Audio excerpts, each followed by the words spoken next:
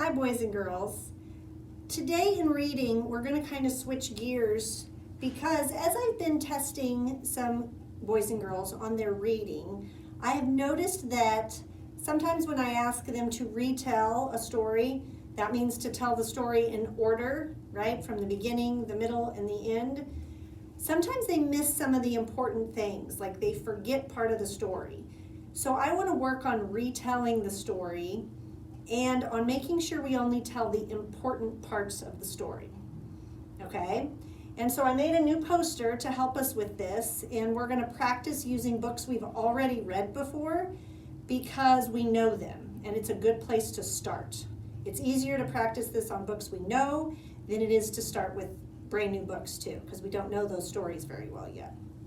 All right, so here's what this strategy talks about. Now, a strategy is like a tool. Like, you know how you use a hammer to, like hammer a nail, and you use a screwdriver to screw a screw? So each tool has a different job. Well, each strategy has a different purpose too. It helps us in our learning. So this is like a tool to help us with retelling. So it's talking about stepping page to page to help tell the story. So I put little feet up here. Step from page to page across the book, and then you can tell the story. So I found a book that we know that I've already read before called Wolf's Coming, right? I am not going to read it again because we've already read it. Instead, I am going to practice retelling page to page, but I want you to watch because I am not going to tell what's on every single page.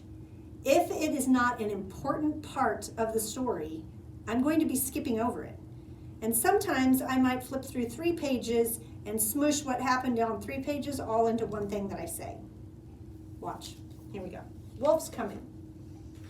So I'm retelling it from page to page. I'm not reading the words. Okay, so let's see, page to page. They hear a howl. So in the beginning, let's see.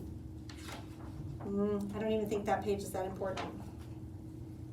This is more information about him coming, so it's still not important. Okay, so they're still kind of just giving me clues.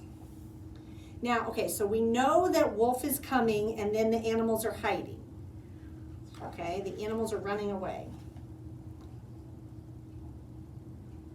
So in the beginning, wolf is coming and the animals are running away. He's getting closer. He's almost to the house. Everybody's hiding in the house.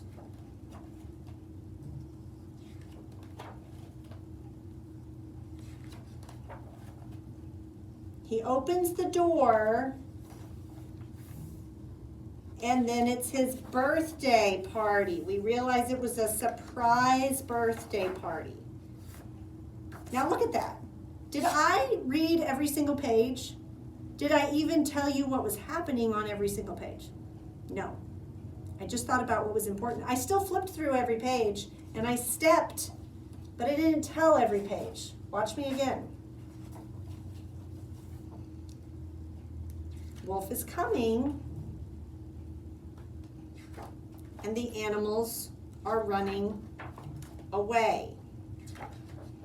See, on all those pages, the same thing's happening. It might be a different animal, he might be getting closer, but it's the same thing. Wolf is coming and animals are running away, right?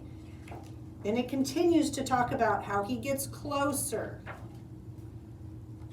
And the animals are hiding in the house. I only have to say that one thing as I flip through because it's still the same thing. Wolf's coming, right? Same thing. He opens the door, and it's a surprise party. Okay, look, I could do it with another book, right? Let's see. Let's find a good one. Let's do Corduroy. It hasn't been so long since we read Corduroy. I'm going to step through the pages and tell you what's happening. Corduroy was a bear on a shelf at a toy store. He lost his button, so no one wanted him, except a little girl. but her mom wouldn't let her buy it because he was missing a button. So he goes looking for it. I'm not saying anything here because he's still looking for it. He's still looking, so I'm not saying anything else. He thinks he finds his button on a mattress. It causes him to create noise when he falls off the bed and the night watchman catches him. Same thing's happening. And takes him back to the toy store. Then the little girl comes to buy him anyway. She takes him home and sews on his button. I did not talk about every single page. I didn't talk about the escalator. I didn't talk about, the furniture store. I didn't talk about the night watchman shining his flashlight around or knocking over the lamp. I just said he made a noise, right? So only picking the important things. Now, Mrs. Kimmel is going to find a book on Epic that we have already listened to before, okay? But I'll put it on there again so you can listen to it again. And then I want you to practice recording yourself retelling the story, but only tell the important parts, okay? Don't skip the middle, don't skip the beginning, but don't tell me every single page, okay? Just think about it.